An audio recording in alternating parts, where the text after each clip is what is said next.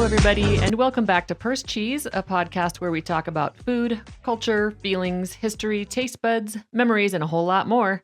That's Peggy Baldwin. And that's Katie Thomas. And we're happy to have you with us today, and we're excited to be recording our second episode. All right, Katie. Now, tell any new listeners why our podcast is called Purse Cheese.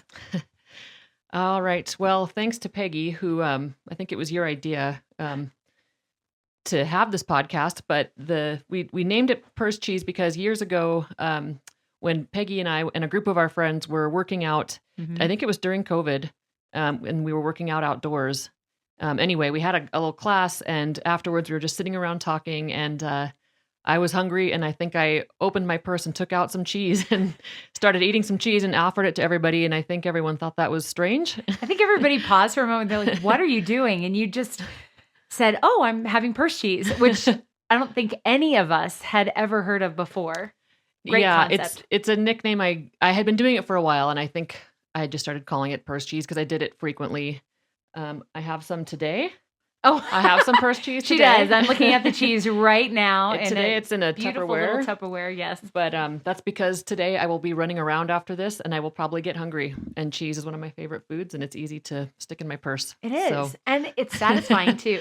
Yeah. Yeah, it'll fill you up. So hopefully that is our podcast. Satisfying and filling you up, right? Perfect. Perfect. Yes. So it's just one of my favorite snacks. And it's a good name for our podcast because we want to just talk about, like I said, all the foods and the things that are associated with it. And I could tell stories about my purse cheese alone, but I won't do that today. Well, talking about snacks, I hear that you did try a very special snack since our last episode. Tell me what you thought. Oh my gosh. And what it was. So Peggy was very shocked to learn I had never had a frozen Twinkie. Yes. And so good. After our first episode, I think I went and bought some Twinkies. I don't usually keep them around. And I was like, I better stick one in the freezer. And I did. And I gave it, I think I left it there for a week. Mm-hmm. And it was the golden, whatever, like vanilla kind without the frosting on top, just a plain Twinkie. And I was like, all right. And I don't know, it blew my mind. It was delicious. It's so good. The texture was a little more fun or something. Welcome. I don't know. Yeah. Thank you for that. That's how I've evolved since our last recording. I've had a frozen Twinkie. That is a step forward, I think.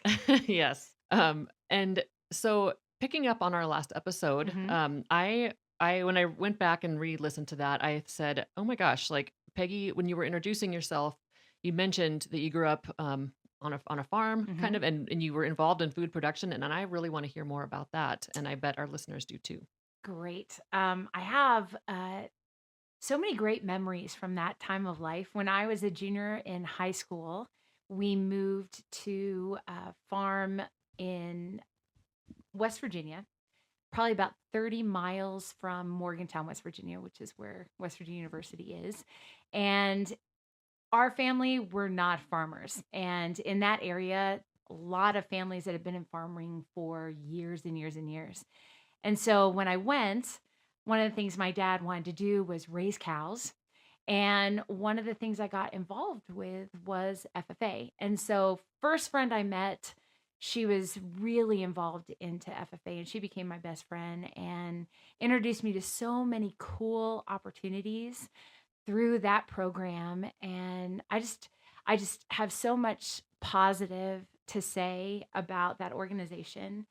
Will you talk about what is the FFA for people that don't know? Yeah.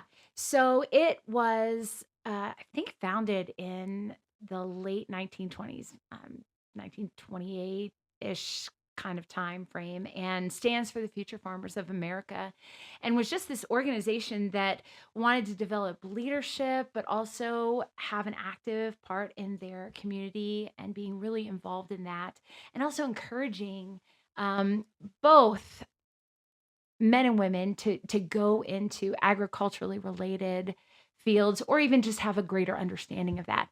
And so it was the first year that I was involved, I got to be the vice president of our chapter. Of course, my best friend, she was the president, and we just kind of ruled the roost. It was so good. But you get projects where you potentially raise an animal and sometimes sell, sometimes breed, sometimes it's more related to crops. Like 4-H sort of?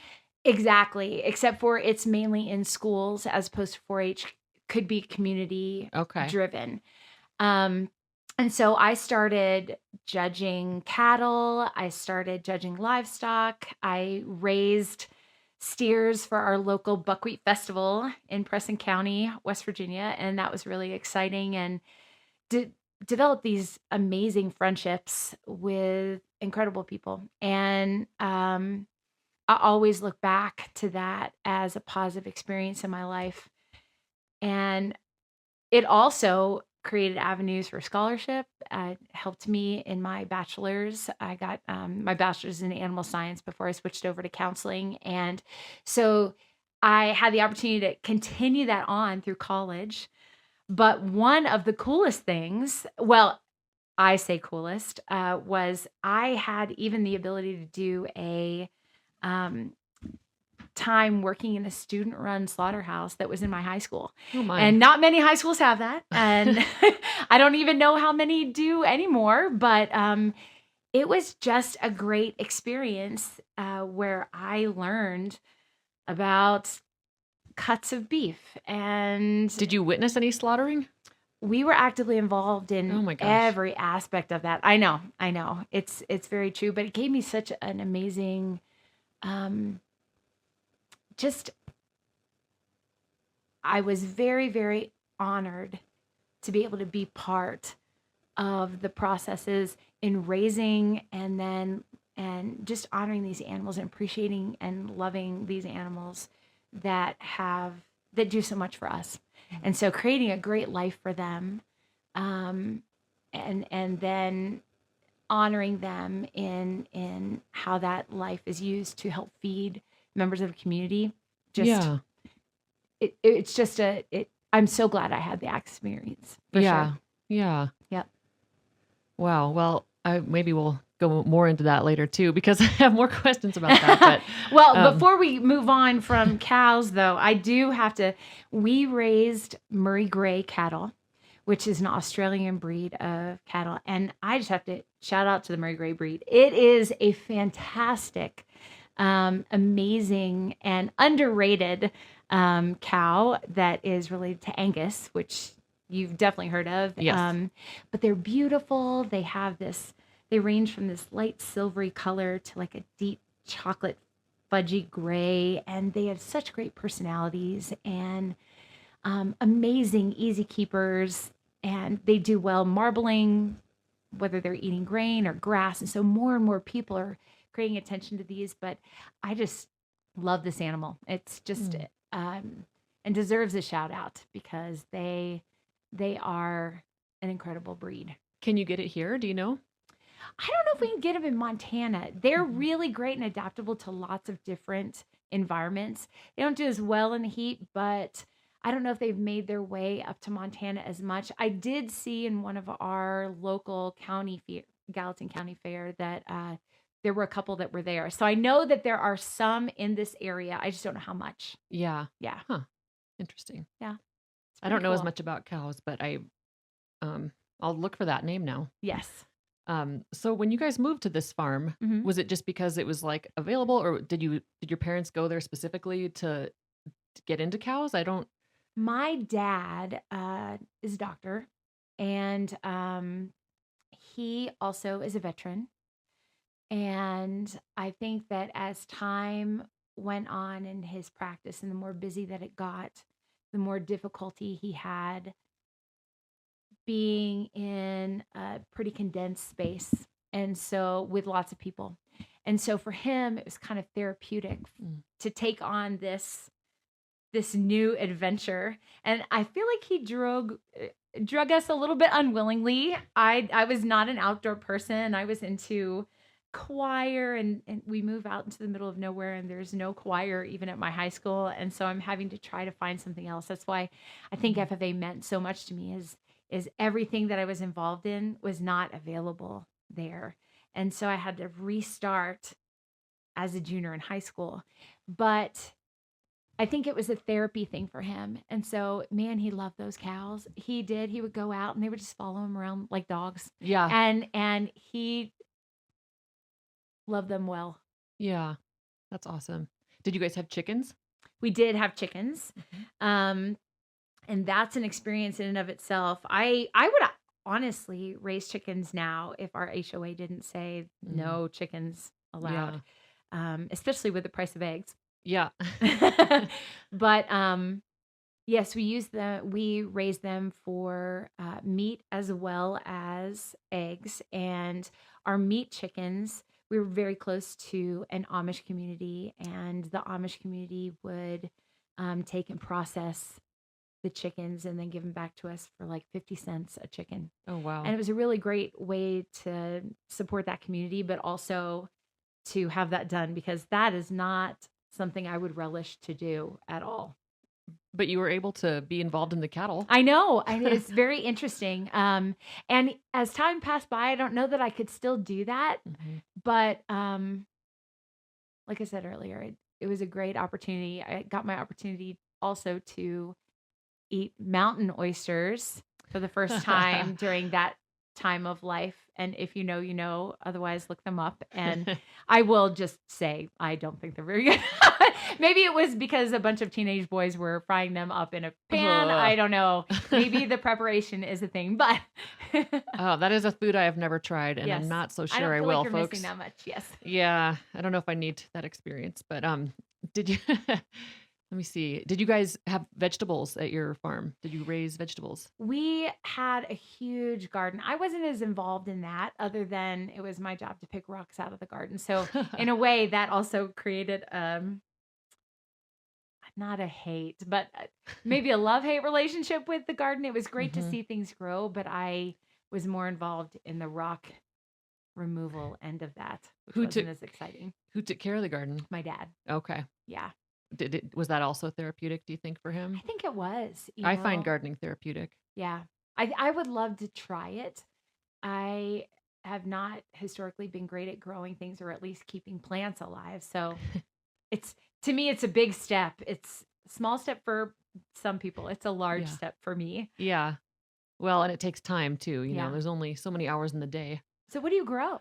Gosh, I haven't started yet this year. Hmm. So when we're recording this, it's mid-April and it got really nice and sunny and I was about to go to the garden store for a few couple weeks there and then yesterday it dumped a bunch of snow. Yes. And We got like 6 inches. yeah, we got a lot of snow April and showers. yeah, which is not unusual, but it's Right. always just kind of a bummer when I'm like really excited to go get my things. In fact, the garden store near your house here, I was like, "Yay, I'll stop by there," and I still might on my way out. Ah. But that means I just have to keep things in their little pots and alive a little longer. But I always start out with herbs because they're hardy, they're easy, Hmm. they're cheap. Do you grow them inside or outside? I grow them outside, Okay. although it's gonna be tough this year. I've got 4 cats, everybody, and they like They to are dig. cute. They're You should cute. tell everybody their names. Oh yes, they are named after fruits. We've got Mama Clementine, um, and then kiwi and blackberry, and the 2 siblings that we rehomed together, luckily to a friend, were cherry and raspberry. So Hmm. little fruit kitties, and but they like to dig in mom's garden, which is really difficult. Like it's really hard to keep them out. I've tried a lot of things, and anyway, so. But I will start with some herbs because I've got a little raised bed just for that purpose, and then I Hmm. always get tomatoes, which because of where I live, I put in pots so I can move them around Right. with the sun because I don't get a lot of sun in my yard, and so I have to follow the sun if I want them to live. And Maybe that's part of the problem. I'm yeah, not adjusting the area based on well, what they need. I mean, ideally you shouldn't have to, but where we Yes. live, I mean, you're down here in the nice open valley. You probably get more sun and better soil. Hmm. I'm up in the hilly, rocky soil, getting closer to the mountains, and it really makes a difference. And I just know that because I've lived down here before too, and I've always had little gardens, and it really does seem to make a difference. Hmm. All that stuff. So, What's your favorite thing to grow? Is it the herbs oh, or is it something else? well, I mean, I love it all. I love growing peppers, little peppers, because it's satisfying when they make it. Because half the time they don't make it. I'll grab like 5 different kinds at least just for Hmm. fun, because I do like to cook with them, and it's fun to experience the different spice levels. There's a lot of like heirloom tomatoes and and peppers that are like that, where you're just like, oh, what's it going to be like? You just don't know until you grow it and taste it, and that's really fun to me. I mean, I like growing it all. Anything that produces really excites me because it's so difficult for me to get things Right. to produce. In my last home, it wasn't so difficult because we had a better yard. But I love to grow strawberries, also easy, also a cold weather um plant that is not that challenging to keep alive and is delicious and is pretty. I think I talked about strawberries on the last one a lot cuz they always make me happy. Hmm. But And tastes so and they yummy. taste so yummy. I mean, a common thing to grow in Montana in gardens, another common thing is zucchini, which I like, but I've had bad luck with lately. Hmm. Last couple years, potatoes and onions do well, peas do well. I planted some peas actually, but I planted them from seed and I that's harder than buying a little already started thing, you know. Right. I shop at our local co-op, and I will. They at some point in the summer they put out a rack outside with a lot of places do this, I guess. But I like our co-op's little selection of starts of vegetables, and so I will sometimes grab something I wasn't planning on just to see if I can make it live, you know, and then Aw. to see if I can find something to cook with it, you know, because sometimes I'm like I've never heard of certain things, or I've never used them. I'm trying to think of an example. What is it called? Kohlrabi. That's a weird plant that, I'm I've never heard of that. yeah, I hadn't either until a couple years ago when I got it in a CSA, like, you know what everyone know what that is? I didn't know what that was for a long time. I forget what it stands for. Community supported agriculture. It's like a gift box every however often you sign up for. Like Oh, every 2 weeks, you wow. get a box of maybe 5 different vegetables, and it's different every time. And, that's like one of my favorite things in the world, but you have to pay up front, usually, like, quite a Hmm. bit of money, so I don't always do it depending on life, but when I can, it's super fun, it's like Christmas, like, you get this box and you're like, "What's gonna be in here?" And sometimes, I'll get something like kohlrabi that I've never heard of. It looks like what's it look like? A little globe Huh. and, like a mini, like, green cabbage kind of, but it has, like, I don't know how to describe it, but it has, like, legs. It tastes really mild and weird. I So think do you it's remember what you made it into? no, I don't. I think I maybe shredded it and tried to make like a slaw with some other stuff. Hmm. It didn't have a whole lot of flavor, but I think again it's one of those things that is easier to grow in cold climates. Because I've talked to a lot of older people and like people that grew up on farms that are like, you didn't know what kohlrabi was, and so yeah, I think it's just one of those funny vegetables that people ate out of necessity and now is maybe making a comeback. I don't know, but Wow. like, Okay, so let me tell you about my adventure when I try to go and grab plants at please the do. local nursery. Um, I miss my opportunity. I walk in with great ideas and I walk in and I get overwhelmed. Mm, And so last year, I was thinking to myself, I'm going to do pumpkins. I have a little corner of my backyard. This would be a great place. I'll have pumpkins. Then during November, I'll put them on the front porch and that'll be great. And I just couldn't pull the trigger and buy them. And so I left, came back a few weeks, pumpkins were gone. yeah. Everything that could have been planted was gone. Because my other idea was to have a salsa garden, because that Oh. could start me off slow. For example, we usually do like lime, cilantro, white onions, tomatoes, Mhm. and jalapenos. Mhm. And so I was like, that's only 5 things. I should be able to do 5 things. But yet again, this thought has been in my mind for years. And I've never Mm. been able to actually do it when I get there because I don't know. I don't Well, know why. There's a mental block. do you think it would help if I went with you sometime? I would love that. Maybe I I would can go go with with you that. sometime. That would be fun. Yeah, I And think that would be fun. yeah, and I understand. Like I used to get overwhelmed too, but over the years now I'm like I just get in and get out. It's kind of like Costco. I'm Hmm. like I'm not looking around. I have a list and I know what I want and I'm going to go get it because otherwise I do too. I get overwhelmed. There's a lot going on in there. Yeah. Um but yes, that would be fun. I would Maybe I just needed a list too. maybe. And you. I need you and a list. Well, you made me think of the whole, like, spaghetti sauce garden, like, Italian Mm. little, like, basil, which, by the way, I have a hard time growing too, but getting better at that. But, like, basil, chives, rosemary, whatever you like, oregano, I'm and kind of getting tomatoes. hungry just thinking about I know, and it. then you have to make a baguette from scratch, and no, I'm just kidding. But I it's can actually make bread. So yes, that is a I good know. thing. I can make bread and desserts. After our first, recording, I got really excited to make more bread. I think I've Mhm. only done it once, but I was, like, really inspired by your description of it and reminded of, yes, how, like, happy and therapeutic it is. It's How good such a it great smells. experience and how Oh, good it's yeah, the house and yeah. What a good feeling. Um, yeah. So it's good to be garden season, and gotta wait for the snow to melt before I can stick anything outside though This is overnight. true. So yeah. What was I going to ask you about something about your farm again though? Sorry, I'm going back. Oh, how long were you guys on this farm? Um, so I believe that they moved to Texas after I had moved to Texas, which was probably around the age of when I was 23. Okay. So we were on the farm from me age 16 to 23.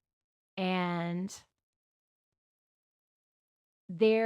I think that was a hard move because that was such a great place. But of course, my mom was like, I want to be near my kids. Yeah. And I'm so glad because we have a great relationship and I love having them near. But I know that there's a part of him that will always be in that farm and all the Mhm. sweat equity that went into taking care of that space. I know we had over 250 acres. Oh And so it was wow. very wide open and you couldn't see neighbors and it was good. It was good for Yeah. him. It was a good season and it was great for us because we learned a lot about ourselves and sometimes it was challenging, but one of my favorite statements is if it doesn't challenge you, it doesn't change you and so the ability to grow um, in so many aspects of our lives is good for us, Yeah. you know. Yeah. Well, it sounds like you were pushed out of your little comfort zone. It was no comfort at all for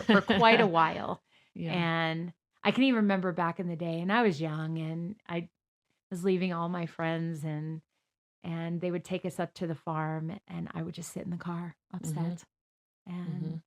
um I also screamed at bugs. But you get used to bugs, you get used to change, and I'm better for it. Yeah. Yeah. You're awesome anyway, but you're probably even Aw. awesomer because of that. So this is a good transition into because it has nothing to do with it. Fish stew. Fish You stew. It kind of does, though. does it? Well, so go ahead. You were Oh, gonna. I was just gonna say, how does one get from that life to, or maybe it probably began before that life, but you talked about your mom. You mentioned last time your mom making fish stews, and I thought I need to know more about that as well. Just Yes. all over, like what kind of fish, how often, and did these things just happen like naturally? Did she have recipes?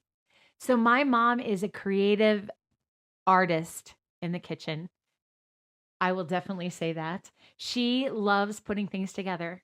Different things, if they sound good, they are going together and they may start off in different pots, but eventually they will always be back in a pot or something. And she one of the things I always remember her saying, it's decadent. She loves things that are decadent.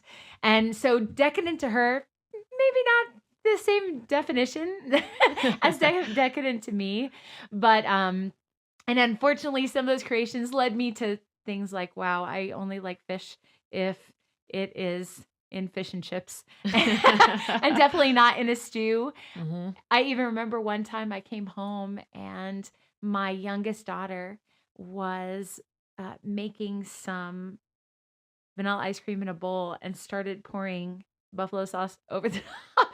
And I just asked her, "What are you doing?" And she said, "Oh, I thought this sounded like it might taste good." And I could hear my mom's voice in the back of my head being like, "Oh, we should try this, little Anne. It might taste good." And she took a bite and she loved it. Oh dear. She asked if I wanted a bite, and I did not take one, mainly because I'm not a buffalo sauce person, or else I would have just sucked it up and tried something different and new. But trying things that are different and new, also a strength. I think you never Mm, know, but you could be missing out on something amazing by not trying it. But I think that led me to being more conservative in the way that I eat food because there are some things I like and some things I don't. So I think I was more of a picky eater. Maybe because of that, I don't know. But I have Well, not been an adventurous eater in my lifetime. like what else would she put in the stews besides fish, for example? Oh goodness, I couldn't even probably begin to even think about the ingredients because they were so varied. But I think it was probably more related to different types of vegetables that went into it and the broth. Um, Like beans? Like would she ever put some kind of beans? I'm sure she would put beans. I'm sure she would Potatoes? put potatoes. There was usually a clear broth. And she loves pepper or lemon pepper. So lemon pepper usually went into anything that is fish. And I'm just not a pepper person. So anything that pepper taste or touches is not necessarily going to be my favorite. Um, if I were to go back to that time, would I probably stick my nose up at it? Now, no, I would be like, Mom, I'm going to try a bite. I do that now, actually. She lives very close to me. They followed us up to Montana from Texas. And I told him, we're not moving any more times. We promise. So you don't have to uproot your life. But just the other day, I walked up and there was some kind of quinoa vegetable thing together. And she was very excited for me to have a bite. And I definitely took one. And it was good. Huh. It was good. I'm curious about like the base of such a thing, like garlic, like chicken broth, or, like usually. She is a chicken broth fan, but I was never really engaged with the making of food when I was young. But what would you put into fish stew? Like if you were going to Oh create a gosh. fish stew, what would be the things Well, that you thought of? so that's where my brain's going is the only fish sort of stew I've made in my life, it was not a fish stew, but I'm a tomato person. So I have Hmm. made Manhattan clam chowder from scratch at home. So like Nice. tomato sauce, that's like a tomato base. Hmm. Um, my husband loves a white, like creamy base for Hmm. a soup or for anything. But and I don't think I've made him some creamy soups, but not with like fishy anything. Right. So, and actually, you're making me remember. I made cioppino one year. Do you guys know what I that do is? not know. I didn't either. I think I learned it from Martha Stewart. I was reading something, and it was like, oh, I know. I was looking for something to make on Christmas, something different. Like, what's a traditional thing for some people? Hmm. And it turns out it's this. It's a fish. It is kind of a fish or a seafood chowder situation. Um, that is I guess is really common for some people on Christmas. And similarly, it's a tomato base, but it's got, I think, like shrimp, scallops, maybe clams. I can't remember what all sea creatures go in there, but in small bites with, I think, now what else? Does it have potatoes? Whoever hears this and knows is gonna smack me, but I don't know. I can't remember. I only did it once, but it was time consuming, but it was beautiful. It was amazing. Like when I can take the time to try something like that and Hmm. follow the recipe and it looks and smells the way I thought it would. And I thought it was really tasty, but like I said, my husband's not a big like tomato, so I don't think I ever made it again because of that. But because I was the only one that was like, this is great. Right. It's the same with my mom. She doesn't like tangy, acidic foods, and I love them. Yeah. So I anyway, love them, but I would have to say heartburn is a thing. yeah, I'm like, if I were to yeah, sleep all the way through the night, I don't know if that's a good idea for me to have that for dinner, but yeah, definitely lunch.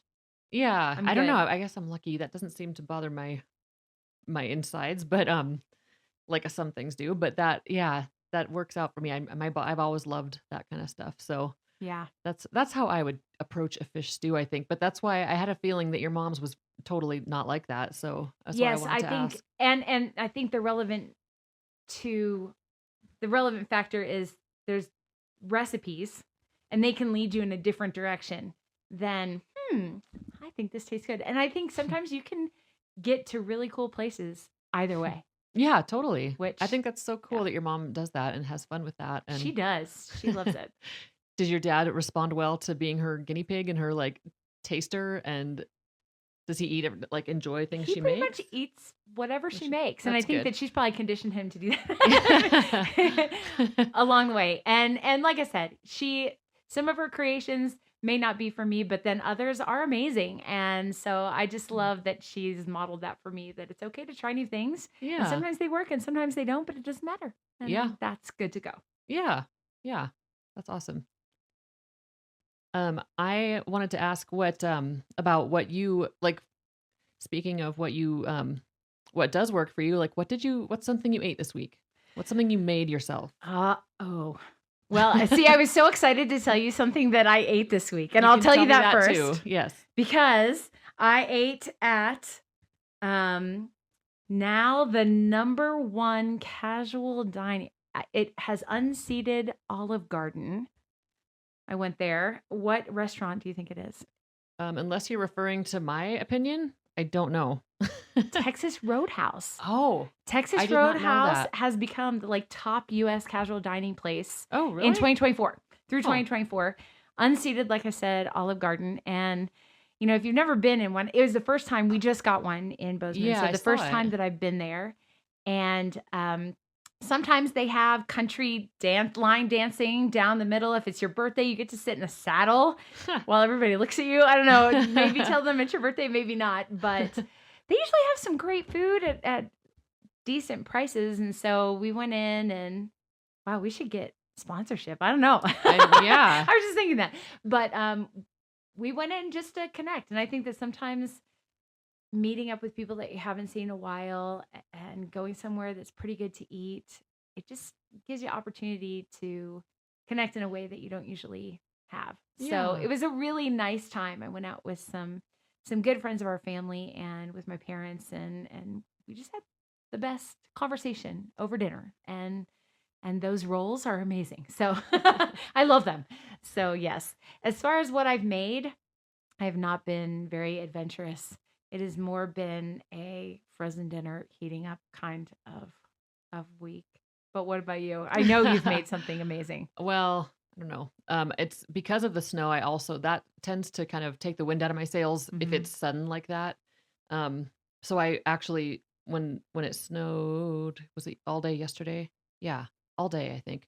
Um, I ended up popping a frozen thing in the oven. But it was though not to be braggy, but it was a pre-made thing from from Joe's Parkway, our local mom and pop You have store some on great connections campus. on where to get that kind of stuff. I love Well, it that. comes with the writing job a lot of times, I Mhm. didn't know about that until I went in there and Which we was need to talk looking. about that writing job at We some can point. do that. But I was combing through their inventory basically to see what interesting things they carry. And in Mhm. their frozen case, they had at the time they only had the one. Now there's two different meals, but they make in house these little mini or kind of personal, kind of the size of this book, um, lasagnas Mhm. with meat and without meat. And I threw one at my husband one time and he loved it. And I was like, oh, well, I'm keeping these in my freezer. So I stock up and because they will run out. And then they'll Mm. have to remake a big batch. Like I said, they do it like one woman, I think, there does it herself. Because I asked for her once. I was like, when do you think you're gonna have some more of these? And You're like, it's so I good. need to stockpile because it's a lifesaver to me because it's one of the things Jed loves. Mhm. And I like it too, but they are personal size and I tend to I don't know. We eat very differently. I think I mentioned last time that I will make a lot of times I'll make two dinners or I'll just graze or something while I'm cooking and that's just fine with me. But he's very much like a 3 squares a day. And Yes. so but now they also make these chicken enchiladas, those little personal frozen Ooh, things of just chicken the idea of enchiladas. that sounds good. Yeah. They're really good. So I think that is what I put in the oven last night for Jed. Yes, it is. And then but I'm trying to think back to earlier this week. What did I make? A lot of times it just depends how busy I am.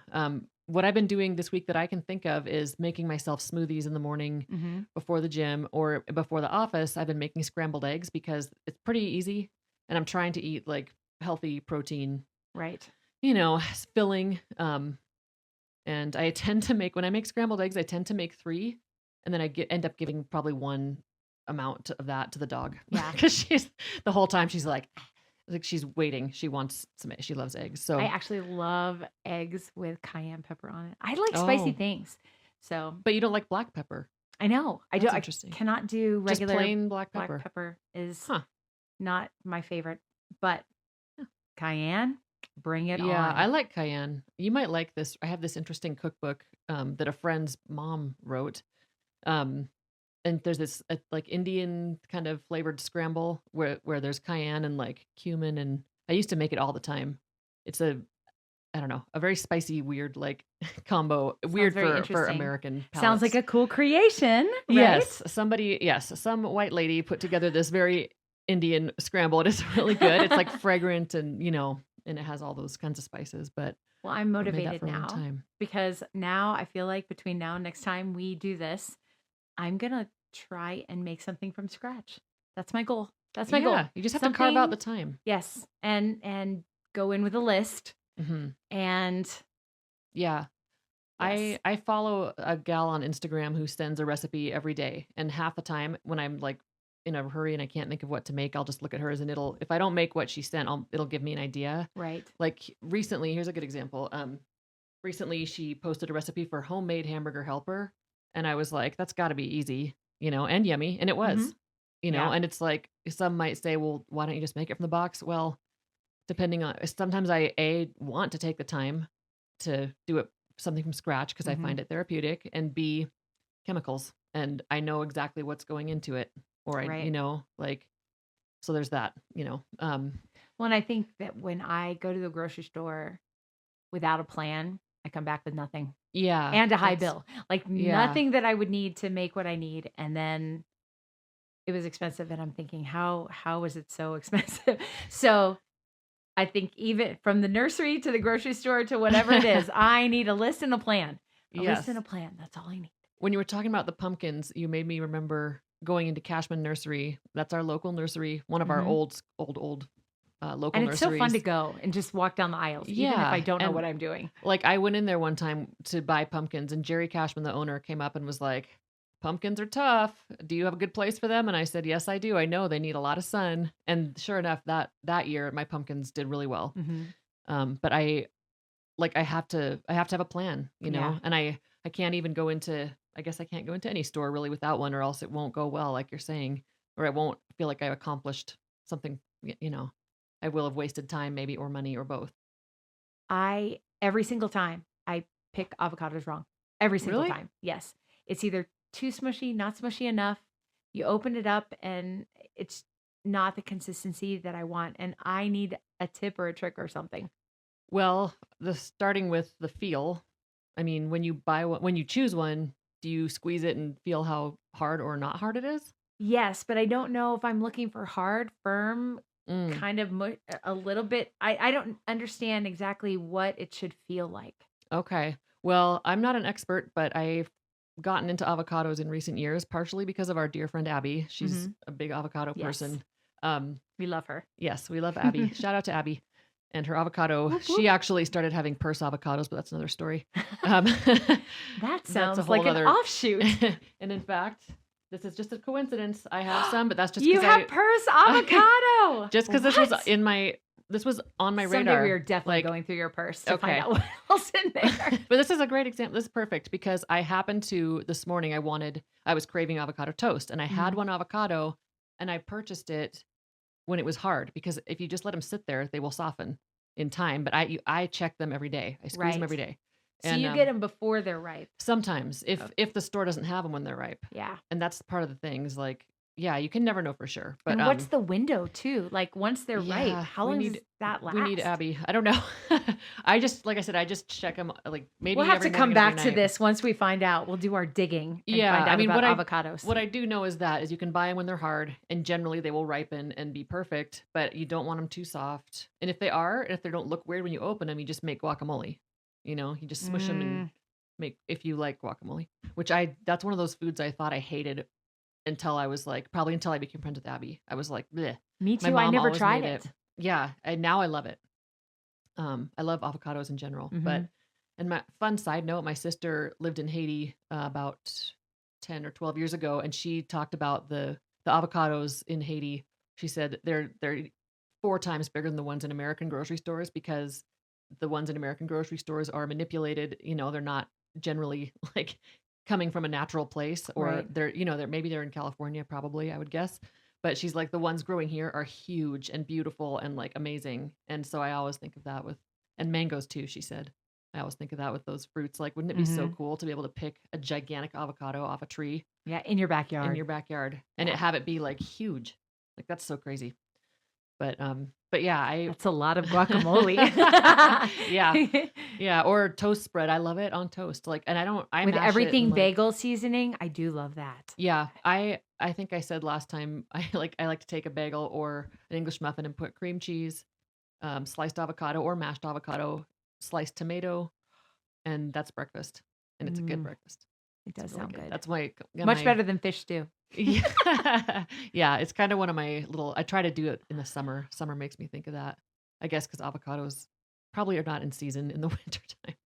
But this was like the one I had at home and but it, I don't you don't need that much for like one piece of toast. Yeah. So I was like, what am I going to do with this? So And is then I that gonna left go it on your out. cheese? It's going to go with my cheese. Yeah, I'll Okay. probably just eat them together like while I'm driving or something Sounds so good. that I don't. And healthy. Yeah, fairly Nice healthy. job. Yeah, thanks. If I was really on my game, I wouldn't even eat cheese, but I mean, I can't live without cheese. There's no way that's happening. So I agree.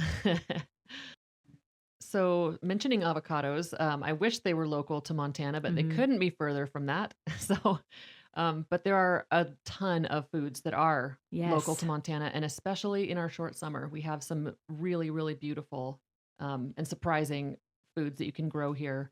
Um, and the place I like to find those is our farmers markets. We're lucky to have at least two in Bozeman, Montana, but they're all over the state, and they're just amazing. And I would love to get into that in the future I next would time we too. talk because You are great at going to farmers markets. I feel like you go during the winter. There's a winter Mhm. farmers market, there's a summer, and I love some really cool aspects of the ones that we have locally.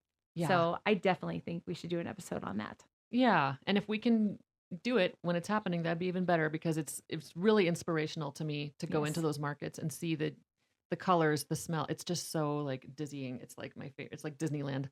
I love it so much. Like I want to buy everything, and sometimes I do. Sometimes I Yes. blow money that I did not plan, on.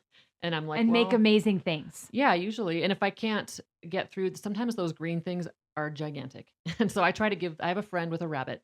I give a lot of stuff I can't get through before it's going to spoil to her Mhm. for her rabbit, which is, if anyone needs to do that, that's an idea for you. If you don't want to That is a waste great green things, idea. find a rabbit owner. So, anyway, so I yeah. I actually also raised rabbits when I was in FFA, just saying. Oh, yeah. I need to know more about this FFA. Maybe we'll talk off mic about It'll that. come up every once in a while, you know it. Yeah. So farmers market, that I feel like they have started to ramp up, or have they? Well, the one I go to is still considered the winter one because obviously we still have snow and such. Mhm. And they are in operation until the end of May, and then they take a couple weeks off, I think, to give the farmers, the vendors, a break Mhm. and to get their stuff collected and organized. So in mid June they will kick off like the big the market gets pretty sparse in the winter, Right. and but it gets really big, and there get to be a lot more vendors and a lot more choices, and that starts mid-June and usually goes till, end of September-ish, which is nice Mhm. because it used to end in August. And it's almost like a So, little mini festival too. I yeah, love that and it's too. weekly, which is, I sometimes I go every week for a long time. It just depends what we can plow through because it's just 2 people in my house, and it depends on what I'm cooking, but I don't wanna buy stuff and not cook it. It's true. You could always Sometimes share it with somebody that yes, and sometimes I've done that. Yeah, and you've done that with me. You gave me those lovely tomatoes last Yes. year, which I loved. Those were the best. And those were grown by our friend Angie. Shout out to Angie. Mhm. So So, yummy. so thank you guys for joining us, and we will be back to you soon with probably talk about farmers markets and things related to it. Absolutely. Have a great week. Thanks, Peggy. Thanks, Katie.